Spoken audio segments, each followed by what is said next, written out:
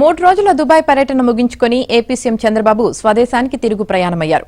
UAE పర్యటనలో భాగంగా చివరి రోజు దుబాయ్లోని లీ మెరిడియన్ హోటల్లో జరిగిన ప్రవాస తెలుగు ప్రజల సభలో సీఎం చంద్రబాబు ప్రసంగించారు.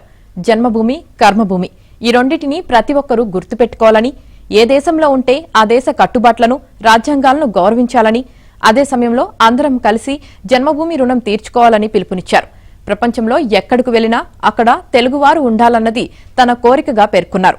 తెలుగువారిని గ్లోబల్ సిటిజన్స్ గా చూడాలనుకున్నానని, కానీ వారు నేడు గ్లోబల్ లీడర్స్ గా ఎదుగుతుండడం గర్వంగా ఉందన్నారు. 2047 నాటికి హెల్తీ, వెల్తీ, హ్యాపీ స్వర్ణాంధ్రప్రదేశ్ తన లక్ష్యమని, దానికి అందరూ సహకరించాలని కోరారు. తెలుగు ప్రవాసుల సభకు అనూహ్య స్పందన లభించింది.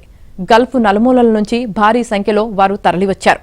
కువైట్, ఒమాన్, బహ్రెయిన్, ఖతార్ దేశాల నుంచి పెద్ద ఎత్తున తెలుగువారు తరలి రావడంతో సమావేశ మందిరం కిటకిటలాడింది.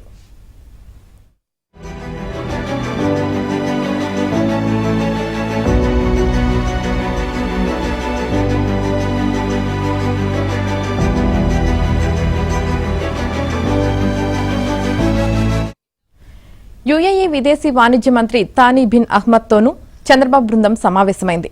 వాణిజ్యం, పెట్టుబడులు, ఆర్థిక సహకారంపై చర్చించారు. ఫుడ్ ప్రాసెసింగ్, పునరుత్పాదక ఇంధనం, పెట్రోకెమికల్స్, రియల్ ఎస్టేట్ వంటి రంగాల్లో భాగస్వామ్యంతో పాటు అమరావతిలో పెట్టుబడులు పెట్టేందుకు తానీ ఆసక్తి చూపించారు. పెట్టుబడి అవకాశాలను పరిశీలించేందుకు ప్రత్యేక బృందాన్ని ఏర్పాటు చేస్తామని, త్వరలో రాష్ట్రాన్ని సందర్శిస్తుందని హామీ ఇచ్చారు.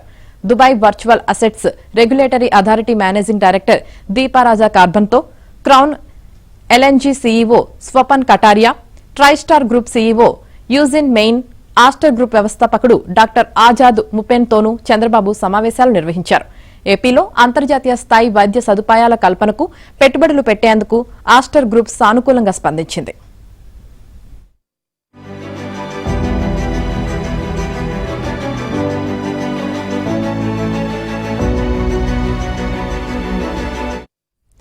ఇక కృత్రిమ మేధలో కొత్త ఆవిష్కరణలు, స్టార్టప్లను ప్రోత్సహించేలా ఏపీలోని Ratan Tata Innovation Hub, Dubai Silicon Oasis మధ్య కొత్త భాగస్వామ్యాలకు యూఏఈ అంగీకారం తెలిపింది.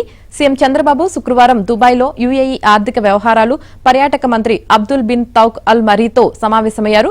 దుబాయ్ ప్రభుత్వ ఆధ్వర్యంలో నడుస్తున్న technology park, Dubai Silicon Oasis లో అమలు చేస్తున్న విధానాలపై చర్చించారు. ఏఐ ద్వారా పాలన, పౌర సేవలను మరింత మెరుగ్గా అందించడం, పౌర సేవలు, పాలనా అంశాల్లోని అత్యుత్తమ విధానాలను ఆర్టీజీఎస్ ద్వారా ఇచ్చిపుచ్చుకోవడం, యూఏఈ ఏపీ వాణిజ్య బంధం బలోపేతంపై సీఎం చర్చించారు. లాజిస్టిక్స్, రవాణా, మౌలిక రంగాల్లో పెట్టుబడులు, నూతన భాగస్వామ్యాల ఏర్పాటుపై చర్చించారు.